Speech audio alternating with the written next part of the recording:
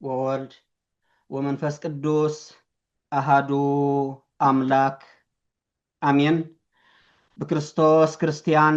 ብወልድ ውሉዳን በመንፈስ ቅዱስ መንፈሳውያን ዝተሰመኹም ህዝቢ እግዚአብሔር ከመይ ጸኒሕኩም እግዚአብሔር አምላኽና ነዚ ሰዓት እዚን ነዚ ዕለት እዚን ቀዲሱ ባሪኹ ዝሃበና ክብርን ምስጋናን ንዕኹኖ ሽምባር ንዓይ መንፈሳዊ ልሳን ንዓኹም ድማ ዝሰምዕ ዝነልበና ክበኩም እግዚአብሔር አምላኽና ቅዱስ ፍቃድ ይኹን። ናይ ሎም መዓንቲ ትምህርትና አቦና ቅዱስ ዳዊት ኣብ መዝሙሩ ኣብ ምዕራፍ 118 ካብ ፍቅዲ 25 ጠቂስዎ ዘሎ ጌርና ብዛዕባ ናይ ዝዕለት እዚ ትምህርቲ ክንዘራረብ ኢና። እግዚአብሔር ይሕግዘና። ሽምባር እቲ ቃል ከምዚ ዝብል ኦ እግዚአብሔር አድሕን ኮታ አታ እግዚአብሔር አስልጥ ኮታ ብዝብል አርእስቲ ጌርና ክንዘራረብ ኢና። እዚ አቦና ቅዱስ ዳዊት ብመንፈስ ቅዱስ ተመሪሑ ንዛዕለት እዚኣ ክርስቶስ ቅድሚ ምውላዱ ቅድሚ 1000 ዓመት ንድሕሪት ዝነበረቦ ኮይኑ ነዛ ሆሳዕና እትበሃል መዓንቲ ርኢዋ ነይሩ። ክትመፅእ ምዃና እግዚአብሔር ንህዝቡ ዘድሕነላ መዓልቲ ክትመፅእ ምዃና ሆሳዕና ንወዲ ዳዊት ንብለላ መዓንቲ ክትመፅእ ምዃና ስየ አልዒልና ንኣምላኽና ነኽብረላ ሰዓት ክትመፅእ ምዃና ስለ ዝፈልጠ እንታይ ኢሉ ኦ እግዚአብሔር አድሕን ኮታ አታ እግዚአብሔር አሰልጥን ኮታ ብምባል ተዛሪቡ ህዝቢ አምላክ። እዚ እንታይ ማለት እዩ? ሆሳዕና በአርያም ሆሳዕና በአርያም ሆሳዕና በአርያም ማለት እዩ። ናብ ትግርኛ ክትርጎም እንከሎ ኦ እግዚአብሔር አድሕን ኮታ አታ እግዚአብሔር አሰልጥን ኮታ ማለት እዩ። እዚ ትርጉሙ ድማ እዚ ሓሳብ እዚ ካብ መጽሓፍ ቅዱስ መዝሙር ዳዊት ከም ተቀዲመ ዝበልክዎ ኣብ ምዕራፍ 118 ካብ 15 ዝተወስደ እዩ። ትርጉሙ ድማ ጸሎትን ምህልላን እዩ። ነቶም ቃላት በብሓደ ሓደ ክርኦም ከለና ድማ ከምዚ ይኹን ህዝቢ አምላክ። ስለዚ እንታይ ማለት እዩ? ኦ እግዚአብሔር አድሕን ኮታ አታ እግዚአብሔር አሰልጥን ኮታ እንታይ ማለት እዩ? ወይ ድማ ሆሳዕና በአርያም ሆሳዕና በአርያም ሆሳዕና በአርያም እንታይ ማለት እዩ? አቦና ቅዱስ ዳዊት እዚ ቃል እዚ ኣብ ምንታይ ጭንቂ ስለ ዝነበረ እዩ? ወይ እውን ደቂ አዳም ኣብ ምንታይ ዓዘቕቲ ሽግር ስለ ዘለዎም ክንዲ ተጨኒቆም ኦ ጎይታ አድሕን ኮታ አታ እግዚአብሔር አሰልጥን ኮታ ኢሎም ተጨኒቆም ህዝቢ አምላክ። ስለዚ ቀዳማይ ትርጉሙ ከምዚ ይመስል ህዝቢ አምላክ አሰልጥን ዝብል ቃል ካብ ሰለጠ ተዓወተ ሰለጦ ዝብል ግስ ዝወፀ ኮይኑ ትርጉም ድማ አሰልጥን ወይ እውን አዕውት ማለት ህዝቢ አምላክ። ኣብዚ ጥቅስ እዚ አሰልጥን ክብል ከሎ ኦ አምላክ ኣብ ኩሉ እንገብሮ ነገር ስላጤን ምስላጥን ዓወትን ሃበና ማለት እዩ። ዕውተና ጉዳይና አስልጦ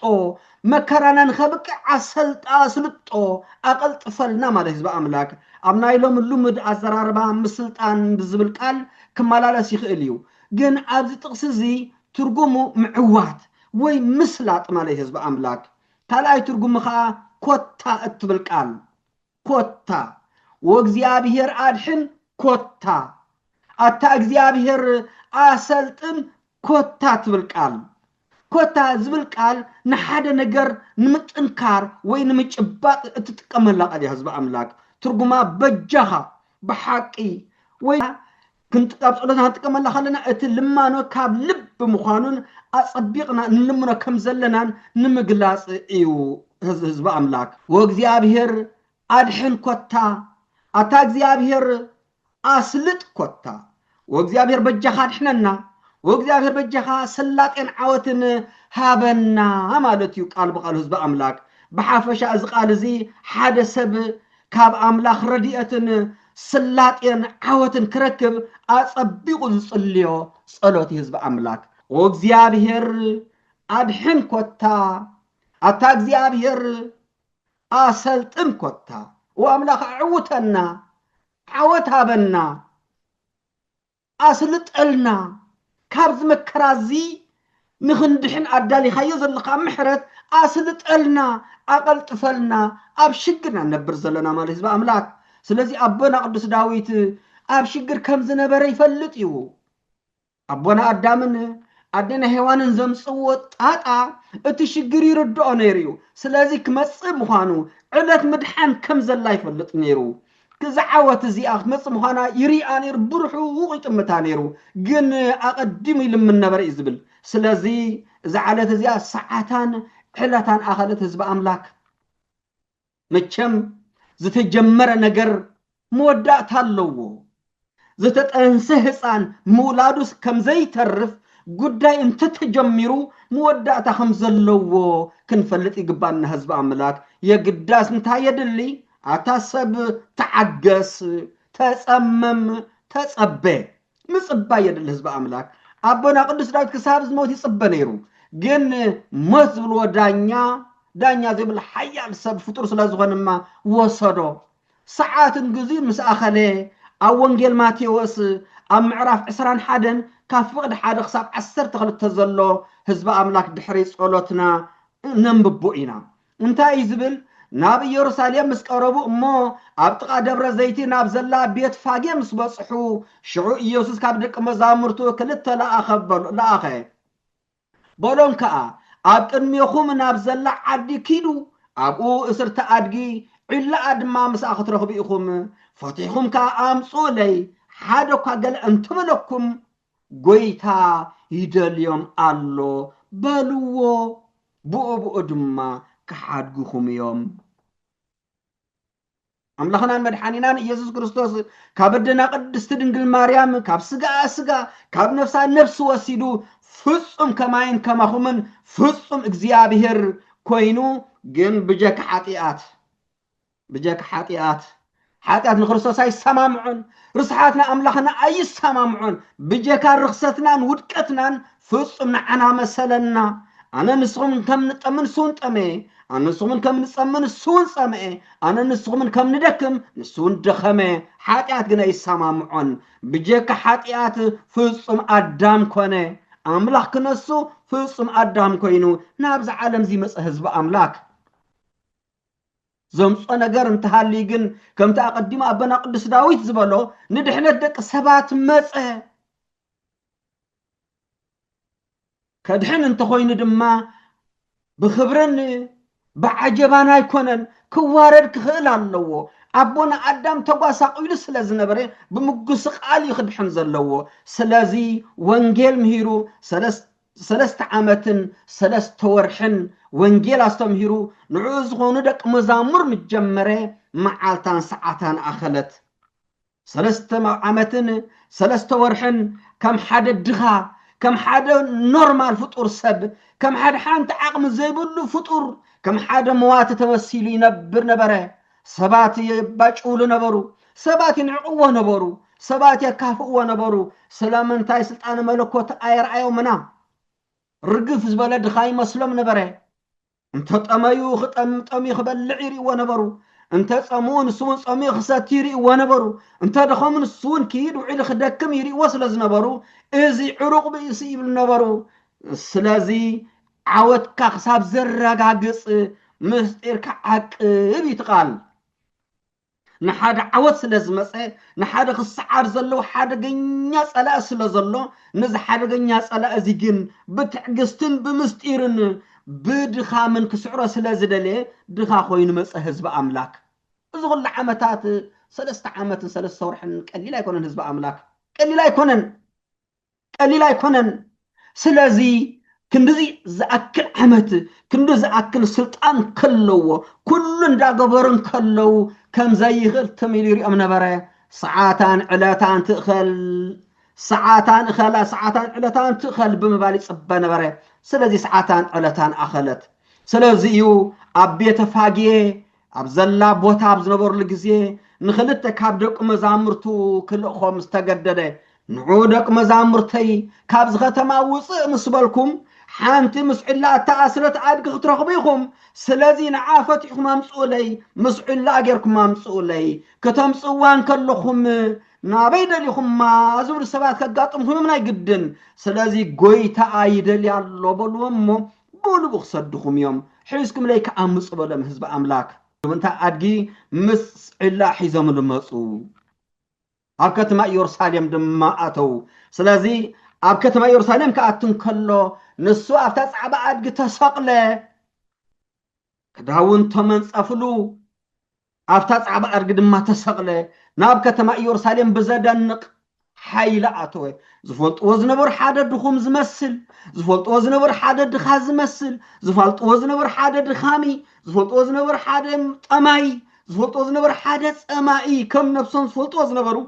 ኣብ ሰዓት እዚ ተቐየሮም ክዳኑ ከም በረድ ፃዕድዩ ገፁ ንፀሓይ ኣደምዚዙ መፀ ሽምዓ ከም ኣብ ፀሓይ ኮነ ፀሓይ ናብ ፀሓይ ሽምዓ ብሪኻ ምውፃእ ማለት እታ ሽምዓ ኣይትርአን ፀሓይ ከም ኮነት እዩ ዝብል ስለዚ ኣብታ ፃዕቢ ተሰቂሉ መፀ እዚ ድማ ኣቦና ቅዱስ ዘካርያስ ካህን ኣቀዲሙ ተነቢዩ ነርኢ ህዝቢ ኣምላክ ኣቲ ጓል ጽዮን ኣዚኽ ተሓጎሲ ኣቲ ጓል ኢየሩሳሌም ዕልል በሊ እንሆ ንጉስኪ ንሱ ጻድቕ መድሕን ትሑትን እዩ ኣብ ኣድጊ ኣብ ጻዕባ ኣድጊ ተወጢሑ ናባኺ ይመጽእ ኣሎ በልዋ ኢሉ ኣቀዲሙ ተዛሪቡ ነበረ ህዝቢ ኣምላክ ኣቲ ጓል ጽዮን ደቂ ኣንስትዮ ጽዮን ኣደታት ደቂ ጽዮን ደስ ይበልክን እንሆለት ጻድቕ መድሕንክን ዝኾነ ኣብ ኣድግን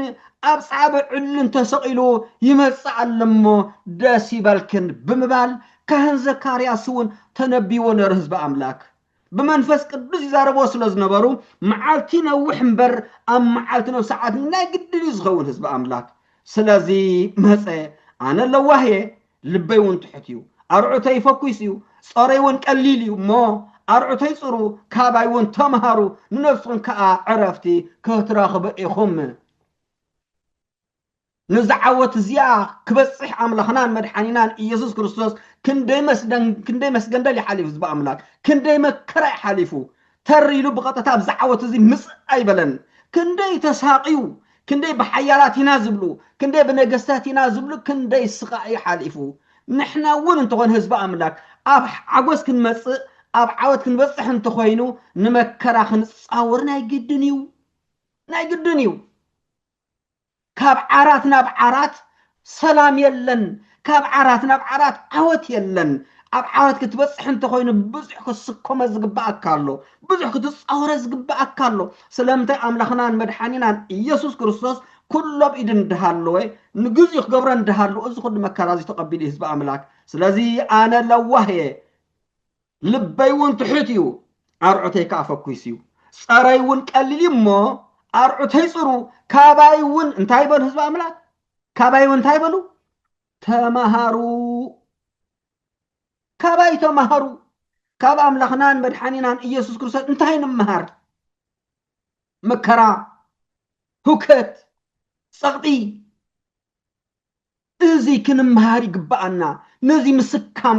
ነዚ ምጽዋር ይግባአና ስለዚ ኣምላኽናን መድሓኒናን ኢየሱስ ክርስቶስ ካባይ ተምሃሩ እሞ ንነፍስኩም ዕረፍቲ ክትረኽቡ ኢኹም ድሕሪ ምስ ስቃይኩም ምስ ኣሳጎግኹም ምስ ጨቆንኹም ምስ ረገፅኹም ኣብ መወዳእታ ክትዕወቱ ኢኹም እሞ ንነፍስኩም ዕረፍቲ ክትረኽቡ ኢኹም ክትዕርፉ ኢኹም እወ ትኽክል ሓቂ ንኽመፅእ መከራ እዩ ሓቂ ንኽትበርህ መከራ እዩ ብዙሕ ተኽፍለካ نزيا بزح يخافين الله أملاخنا المدحنين عن إيسوس كريستوس نزعلت سنبت زيا نزهو ساينات بهال معنتي بزح يخافين الله بعال بيئل زيابل تبهيلو مسري تبهيلو أنقال تبهيلو انتاي زي تبهاله نزين خل تساوير جن هان دبت أب كتما يورساليم تاريخ تغييره حزب أملاك تاريخ كير هب أدق تصعينو مبرهة تولعو دخاز الوزن نقيسو زسنبد كوينو مسأ سلازي لك أنت أيهود مرقمات اليوم ماس يكالو ماس نقود لتم يأمنون أي كالن بدحرزي أونجل ماتيوس أم معرف عسران حدن كاف فقدي حدن تايز بلا مسلكم ሊቃውንቲ ካህናትን ጸሓፍትን ነቲ ዝገብሮ ተኣምራት ቆልዑውን ኣብ ቤተ መቅደስ ዓው ኢሎም ሆሳዕና ንወዲ ዳዊት ክብሉን ምስ ረኣዩ ተናደዱ እሞ እዚኣቶም ዝብልዎ ስትሰምዖ ዶ ኣለኻ በልዎ። ኢየሱስ ካ እወ ካብ ኣፍ ቆልዑን ህፃናትን ምስጋናኻ ኣዳሎኻ ኣይንበብኩምን ዲኹም ከምዚ ዝብል ኣንበብኩምን ወጽቡቕ ኣለኹም ሆሳዕና ይብሉ ኣለዉ ወእግዚአብሔር ኣድሕን ኮታ ኣታ እግዚአብሔር ኣሰልጥን ኮታ ይብሉ ኣለዉ ግን ኣይተረዳእኩምን እምበር ኣቦኹም ዳዊት ኣብ መዝሙር ኣብ ምዕራፍ 8 ካብ ፍቅዲ 2 ተዛሪብዎ እዩ ኣንቢብኩም ሞኹም ከዓ ስለምንታይ ኣእምሮኹም ተሰዊሩ ስለምንታይ ተሰዊሩ ኢልዎም ስለዚ ኣብኡ ግን ተማሂርኩም ሞኹም ከምዚ ድማ ዝብል ተቃሊልዎም ምእንቲ ተቃወምትኻ ነቲ ጸላእትኻን ፈዳይሕነን ስቕ ከተብሎ ካብ ኣፍ ቆልዑን ዝጠውቡን ሓይሊ ኣዳሎኻ ምስጋናኻ ኣዳሎኻ ተጻሒፉሎ በኣፍ ዝጠውቡን ምስጋናኻ ኣዳሎኻ ተጻሒፉ እዩ ንስኹም ግን ልብኹም ናበይ ተሰዊሩ እንተኾንኩም ዘይተስተውዕልዎ ማእስጅ ኮይኑ ተዘሪቡ ንዓመታት ንመዋዕል ኣቦታትኩም እንዳተምሃርዎ መጽኦም እዮም እንዳንበብዎ መጽኦም እዮም ሊቃውንትኹምን ምሂሮምኩም እዮም ንሓቂ ከይትፈልጥዋ ግን መን ሸፈነኩም ስለዚ ግደፍዎም يمسجنو كم خبلي جبعي بلام بدحر زي أهداويان جن حيلو من سلطان من يوصلهم سلز الله إذا مسجنا زي نعهز جبعي كونن تمابلهم زم قلعو زي نعهي جبعني لمو سلز يبنا قدس راو زي أبير أمنا خان تايلو في ساعتي ندقهم تم كتاب لهم تخليهم نعاي جن إزام تريهم زلهم ما نزيهم كمسجنون يوم نسام كمسجنون يوم ندقهم أفهمات حزم شجرام سألين بلام سلازي توم هسانات جن كاب كل التعامات نلعل جميرام كاب حق فديم ندازللو قوصل السياء العلم يوم هو ساينا نود داويت بسم اغزيابير زمص بروكيو سمنا اغزيابير حيز زمص قدوسيو هو ساينا يغبا وغويتا ادحن كوتا اتا اغزيابير اسلط كوتا اندابلو امسكنو أدتاتن هساناتن بوملم تحاويسهم مسغانا زمرو بدحر زمان إسرائيلاويان ويدما لك أو انت أيهود لبم تصوره كبرنا توسدبلو بدحر زيام نخرستوس نمسكال كمخروس تسمامعو سلازي ندحريت كمرسوك مهزب أملاك يجي سلامن تاي إيو كلت سبات نزعاد قفت حواز السدادة حادة اتعاد قخمان آسيروا كلته زي عاد قوم كخمي قرم فتحو سلسته فتح ما خمس خلوخي انتوت يومي اتومي نابيلكم مايلم زواقو زلو 4 ساتم دما ناوانا انوسدالونا وانا اقويتا يدليا تدليا قويتا أمس وايلنا أيون تاي ماذا تترجمو تاي ماذا ترجمز بأملاك إذا كن فلت أي جبأنا وردي لون تام مان زمان زين كم خملخني يوم كم مسجونني يوم نصهم قن ندقهم آفهم كتت حزوهم تخليهم نزيهم كن فتحهم كن فتنينا الجمبارنا مجمر ياخن كيد كاب هواريات كل التلاخ نامن نافتا أسر تأدقي إنا نبرزولنا تأدقس من أسره اتعادق خمانيا اتعادقي أبونا عدامن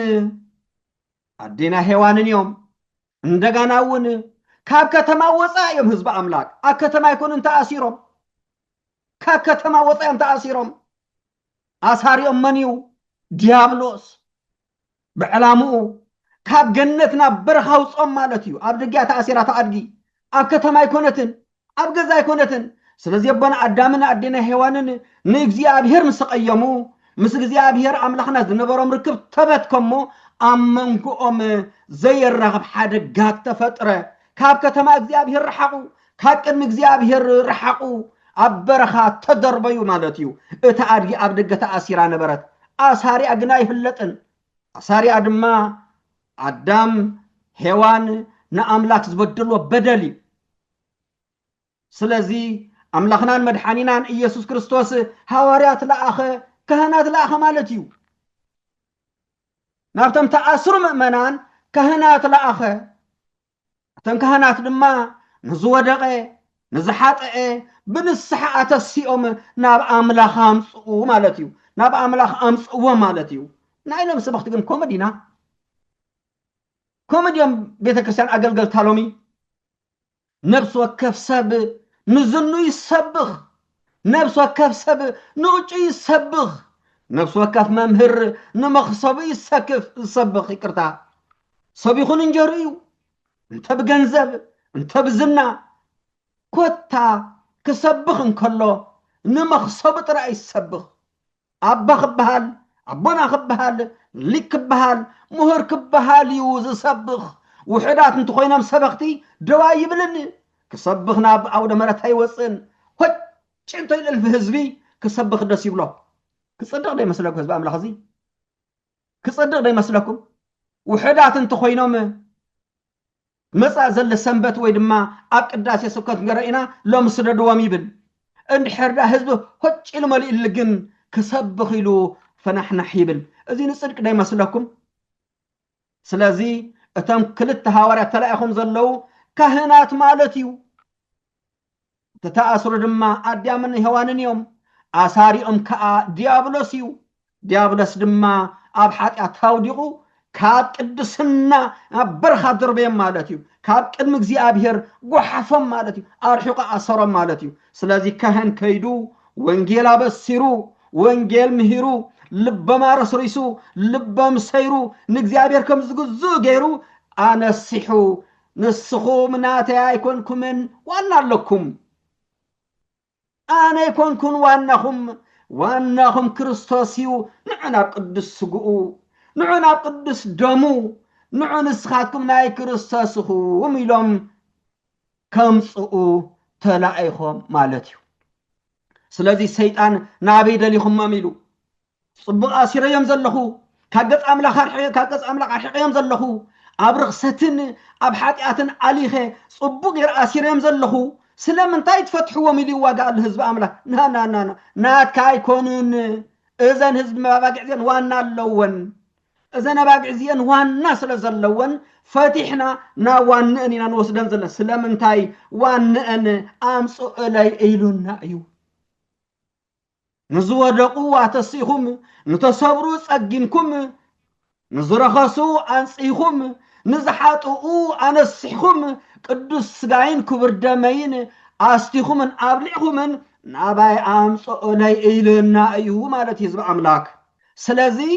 እቶም ሃዋርያት ካህናት ማለት እዩ እዚ ናይሎም ካህናት ከምኡ ክንከውን ይግባእ ንመኽሰብና ንዝናና ክንሰብኽ ኣይግባእን እዘን ምእመና ባጊዕ እዚአን ዋና ኣለወን ናብ ዋንአን ምምፃእ ይተዓቕምና ወንጌል ኣበሲርና ናብ ዋንአን ምምፃእ እዩ ሎሚ ከምኡ ደላ ቤተ ክርስቲያን ኣላ ዶሞ ሎሚ ከም ቤተ ክርስቲያን ብጀካ መጠምጠሚያ ኣግዚፉ ካብኡ ደሪቡ ኣብ ልዕሊ ህዝቢ ዝንፋሕ እንተዘይኮይኑ ካብኡ ደርቢዩ መስቀሉ ሒዙ ኣብ ትሕቲ ምእመናን ወይ ድማ ቅድሚ ምእመናን ዝመውትን ዝወድቕን ኣቦ ኣለና ዶ ከምቲ ዝህልወና ቤተ ክርስቲያን ናብዚ ደረጃ እዚ ኣይመወድቐትን ሓደ ይመፅእ ዓቐን ዘይብሉ ካባን ዓቐን ዘይብሉ ቆቢዕን ሒዙ ኣብ ቅድሚ ህዝቢ ኩንፍስ ይብል ስብከቱ መከራ ማዕዱኡ ስቃይ ዝረብኡ ሕጉሊ ጊደፍ ዶ ልብኻ ኸረስርስ ነቲ ዝነበረካ ሽግር ዘባእስ ቤተ ክርስቲያን ዘጽልእ ካብ ንዚኦም ምስማዕ ኣብ ገዝኻ ምውዓል ይሓይሽ ካብ ንዚኦም ምርኣይ ኣብ ገዝኻ ምድቃስ ይሓይሽ ኢሉ ዝምረፀሉ ዘመን ተበፂሑ ግን ገዛ ምድቃስ መፍትሒ እኳ እንተዘይኮነ ኣብ ገዛ ምድቃስ ተረቢሉ ናብ ቃረይዛ ዘደይብ ብን ዓዲ ሞታ ዝወስድ እኳ እንተኾነ ግን ምእመናን ቤተ ክርስቲያንም ክጸልኡ ዝገበሮም ናተይ ናይ ከማይ ዝመሰሉን ሰበኽቲ ህዝቢ ኣምላክ ስለዚህ ሐዋርያት ግን ፈቲሖም ከምጽዮም ተላኢኾም ንዲያብሎስ ካብ ኢዱ መንጢሮም ከምጽዮም ተላኢኾም ዘሎ እስራት ሰንሰለት ይኾም ብንስሓ ገይሮም ከምጽዮም ተላኢኾም ህዝቢ ኣምላክ ስለዚህ ከምቲ ኣትጓል ጽዮን ኣይትፍርሒ እንሆ ንጉስኪ ኣብ ጻዕባ ኣድጊ ተወጢሑ ይመጽእ ኣሎ ኢሉ እተጻሕፈ ኢየሱስ ከዓ ጻዕባ ኣድጊ ረኺቡ ተወጥሖ ደቂ መዛሙርቱ ነዚ ነገር እዚ ቅድም ኣሰውዓልዎን ኢየሱስ ምስ ከበረ ግና ሽዑ እዚ ነገር እዚ ብዛዕባኡ ከም እተጻሕፈ ንሳቶምን እዚ ከም ዝገበሩን ዘከሩ 3 ዓመትን 3 ወርሕን ዝኣክል ኣብ ዝሓደሮ እንዳሓደሩ ኣብ ዝወዓሉ እንዳወዓሉ ብኢዱ ተኣምራት ብመልሕ ብቃሉ ህይወት ዝህብ ቃል እንዳረኣዩ እዚ ቃል እዚ ኣያስተባሃልዎን ነይሮም ማስ ፈሊጦምት ነገር ምስተፈጸመ ስለዚ መንፈስ ቅዱስ እንተዘይረዲኡካ ንመንፈስ ቃል እግዚአብሔር ክትረዱ ኣይትኽእልን ህዝቢ ኣምላክ ኣይተረዱኡ ነበሩ ማስ ተረዲዎም ትጉዳይ ምስተፈጸመ ምስተኣንቢቦም ብዛዕባ እዚ ባእዩ ተዛሪቡ ነይሩ ነቢ ዘካርያስ ኢሎም ተረድኡ ስለዚ ድኹማት ነበሩ ማለት እዩ ለምውን ድኽመት ኣገልገልቲ ንቤተ ክርስቲያን ኣብ ክንዲ ንቅድሚት ንድሕሪት እንዳወጠጠ ይኸደል ህዝቢ ኣምላክ መምህራና ኣገልገልታ ንቅድሚት ተዝሓልፉ ቤተ ክርስቲያን ኣብ ዝቦታ ዘየመሃለወትን ኣብ ዝውድቀት ዘየመሃለወትን ስለዚ ኣገልገልታ ብምልኦም ብሓሳብ ዝወደቁ ስለዝኾኑ ቤተ ክርስቲያን ንድሕሪት እንዳተጎተተት ትኸይደላ ህዝቢ ኣምላክ እዚ ከዓ ዲያቆን ኮይኑ ኣብ ዲቁንኡ ዘይሕጎሰ ክህነት በቢልካ ኣብ ክህነት ምልእስካ ኩናት ስለዚ መጠምጠምያን ካባን መራሒ ይኸውንን ህዝቢ ኣምላክ መጠምጠምያን ካባን መራሕነት እንተዝህሎ ናይ ኣይሁዳውያን ናይ ፈሪሳውያን ናይ ሊቃውንቲ ኣይሁድ መጠምጠምያ ይገዝፍ ናቶም ጽሕሚ ብዓቢ ናቶም ካባ ይጽብቕ ግን ኣይመርሑን መሪሕነት ኣብ ቆቢዕን ኣብ ካባን ኣይኮነን ቤተ ክርስቲያንና ከም ኣጋጢሙ ኣለ ፈርሕና ንፈርሕናታ ከም ኣጋጢሙ ኣለ ቤተ ክርስቲያንና ሓደ መጽእ ዘይስሙ ተዋሂቡ ሊቀ መንዶ ተባሂሉ ስልጣን ይወሃቦ ዘይዓቐን ዘይብሉ ቆቢዕን ካባን ተኸዲ ኣብ ልዕሊ ዝከይዱ ክንፍስ ንፍሕ ንባዕሉ ዘይተሓተ ትሑታት ምእመናን ካበይ ከምጾም ስለምንታይ ምእመናን ከም መጋቢኦም እዮም ምእመናን ከም ዝመገብካዮም እዮም ትሕት ኢልካ እንተ መጊብካዮም ትሑታት ይኾኑ ክንፍስ ዝበልካ እንተ ኮይንካ ድማ ካባኻ ንላዕሊ ዝተነፍሑ ይኾኑ ስለዚ ናይ ኣይሁዳውያን ትምህርቲ ቁም ነገር ኣይነበሮን እዚ ኩሉ ተማሂሮም መኸብክዑ መሊሶም ንጎይታኦም ተጻቢኦሞ እዚ ዝወሃበካ ዘሎ ክብሪ ንዓኻ ኣይምልከትን እዚ ምስጋና እዚ ንዓኻ ኣይግባእን ንኣምላኽ ዝግባእ ምስጋና የመስግኑ ካለው ተባሂሉ ኣምላኽነቱ ጠፊእዎም ነቢ ኢሳያስ ኣብ ምዕራፍ 9 ተጻሒፉ ዘሎ ኣንቢቦም ክነሶም ኣይተረድኦምን ስለዚ ህዝቢ ኣምላክ እዞም ሐዋርያት እዚኦም ተላኢኾም ካብ እስራታ ንምፍታሕ ከዱ ፈቲሖም ድማ ኣምፅሉ ከተማ ኢየሩሳሌም ሃንደበት ባና ተወልዕዋ ህዝቢ ተሓዋዊሱ መን እዩ ኮይኑ መን እዩ እዚ ዳ ኢየሱስ እዩ ካበይ ዳ ኣምፂዎ ዝኹሉ ሓይሊ መን እዩ ዚናቶ ይኮነን እቲ ንፈልጦ ይኮነን ኢሎም ተገረሙ ስለዚ ሓይሊ ክቦ ስለዘይደልይ እንታይ ገሮም እዚ ስልጣን እዚ ሓይሊ ዝንዓኻ ኣይግባእን ክርስቶስ ግን ንደቅኹም ትምክተብሎም ትኽእል ኢኹም ንንስትኹም ትምክተብሎም ትኽእል ኢኹም ኣነ ግን ዘምእማን እዚኦም ንዓይ ከመስግኑ ስለዝኽእሉ ሽግር የብሉን ኢልዎም መን እዮም ተምእማን በቃ ዝገዛ ንነጥቀሉ እምደ ይመስለኩም ህዝቢ ኣምላክ ኣሕዛብ ማለት እዩ ኣሕዛብ ቶም ዘይኣምኑ ብኦሪት ዘይኣምኑ ብነቢያት ዘይኣምኑ ህላዊ ኣምላክ ዘይኣምኑ ሰባት ንሳቶም ከኣምኑ እዮም እሞ ንሳቶም ከመስግኑን እዮም እቶም ደቂ አብርሃም ኢና ትብሉ ብኦሪት ኢና ንኸይድ ትብሉ ብነቢያቱ ኢና ንኸይድ ትብሉ ብሕጊ ኦሪት ኣጽኒዕና ኢና ንኸይድ ትብሉ ሰባት ንስኹም ኣፍኩም ሓዙ እንዳፈለጡኹም ዘይፈለጡ ዝኾንኩም ንኹም ዓይነ ለኩም ኣይትሪኡን بلك ما يتستوعلون ملحسن لكم حق أي تزاربون نزنهم نسلطانكم نخابهم نقبعهم هم تنابروا سلذي نسخم أفكم انتحاسكم إذا ما نزيهم كما يسجنون يوم إذا ما أحزاب زيهم كما يسجنون يوم أمن يوما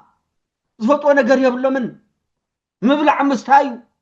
نزبل عمستي أنا بسبيت من زاريو وي سبيتنا بسمعي من زاريو زفتوا أنا قريب لن أما لختم بزحات يوم كبدم يا أملاخهم تماهير ما يسمعون بزعما ناي سماي زفلطوا نجر يلن ناي مدر تطرايب زفلطوا سلازي أأمانيم أحزاب سلازي أحزاب كأمنوا يوم